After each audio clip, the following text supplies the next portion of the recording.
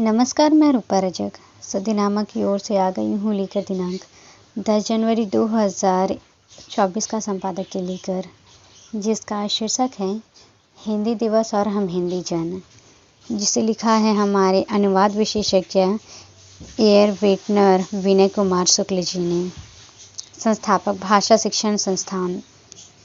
बात करते हैं आज हिंदी दिवस की।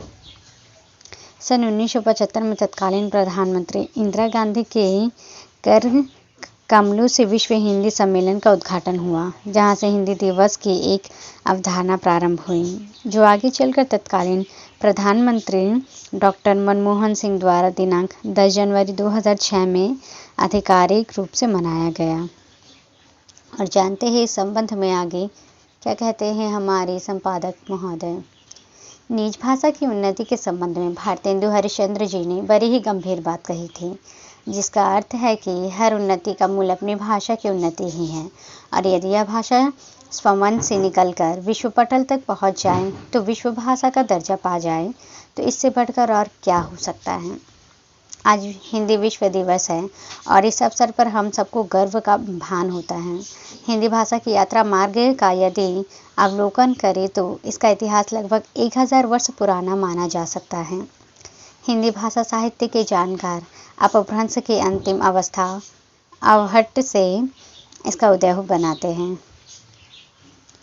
शरफुद्दीन यजदी के जफरनामा 1424 में पहली बार बात की हिंदी का शब्द जिक्र आया।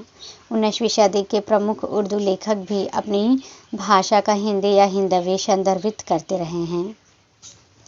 इसके अतिरिक्त हिंदी भाषा में भारतीय भाषाओं के मिश्रण से कई ज़्यादा इसे देशी भाषा के रूप में माना जाता है।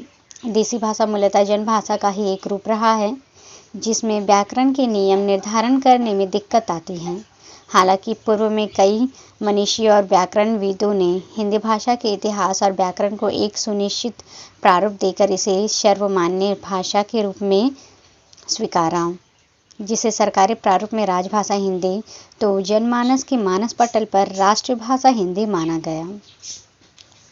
सन 1975 में तत्कालीन प्रधानमंत्री इंदिरा गांधी कर कमलों से विश्व हिंदी सम्मेलन का उद्घाटन हुआ, जहां से हिंदी दिवस की एक अवधारणा प्रारंभ हुई, जो आगे चलकर तत्कालीन प्रधानमंत्री डॉक्टर मनमोहन सिंह द्वारा दिनांक 10 जनवरी 2006 में आधिकारिक रूप से घोषणा के बाद इस दिन को विश्व हिंदी दिवस के रूप में मनाने की परिपाटी चल पड़ी।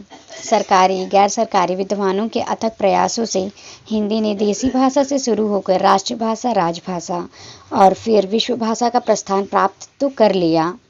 फिर से एक बार वैश्वीकरण और अंग्रेजी के बढ़ने के प्रभाव ने इसे के अस्तित्व पर एक गंभीर खतरे की घंटी बजानी शुरू की।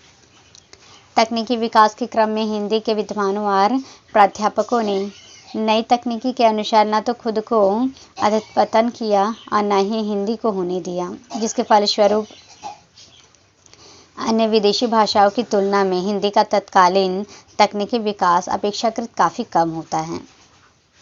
मोबाइल और कंप्यूटर जैसे उपकरण चूँकि विदेशों से निर्यात होकर आते थे, इसलिए उनकी कीबोर्ड अंग्रेजी में होते थे, जिसके कारण सीधे हिंदी में टंगन की सुविधा तत्काल सुलभ और उपलब्ध न होने से अंग्रेजी की लिपि में हिंदी लिखने का क्रम चल पड़ा। इस क्रम ने क्रमशः वर्तनी अशुद्धि और व्याकरणिक भूल का दौर शुरू कर दिया है। सोशल मीडिया में भी यह प्रचलन खूब चल पड़ी है। रोमन में हिंदी लिखी या इंग्लिश के कारण कुछ तथाकथित विद्वान भी हिंदी की लिपि को देवनागरी से बदलकर रोमन करने का अभियान चला बैठे हैं। उनके इस अभियान में युवा वर्ग भी जाने अनजाने रोमन में हिंदी लिखकर सहयोग कर रहे हैं। औरतों और हिंदी अधिकारी या अनुवाद अधिकारी, जिनके कंधे पर रामवैधानिक हिंदी के संवर्धन और क्रियान्वयन की जिम्मेदारी है, तथा इस परीक्षा की तैयारी करने वाले अभ्यर्थियों में भी जोर जोर से रोमन लिपि में हिंदी लिखने का अभ्यास चल रहा है। ऐसा अभ्यास किस करवट जाएगा यह तो पता नहीं, पर मुझे तो यह स्थिति छुपे हुए खतरे की घंटी सी लगती है। पूत के पाँव पालने में नजर आने जैसी बात हो रही है। अभी तो शुरुआत है, इसलिए इस पर नियंत्रण और विजय पाया जा सकता है। पर इसके लिए हम हिंदी जन को आगे बढ़कर हिंदी को हिंदी की लिपि में ही लिखने का प्रयास और अभ्यास करना होगा, तभी बात बनेगी। आइए इस विश्व हिंदी दिवस पर हिंदी को बचाने के लिए एक छोटी सी शुरुआत करें, हिंदी को हिंदी की लिपि में ही लिखने का अभ्यास करके। तो ये था दोस्तों हमारा आज का संपादकीय। कल फिर लौटेंगे एक नए विषय, एक नए संपादकीय के साथ। तब तक ले नमस्कार। सुनकर देखो, सुनकर देखो, सुनकर देखो जी। ममता राहुल मोदी बोले, लिखे जितेंद्र जी।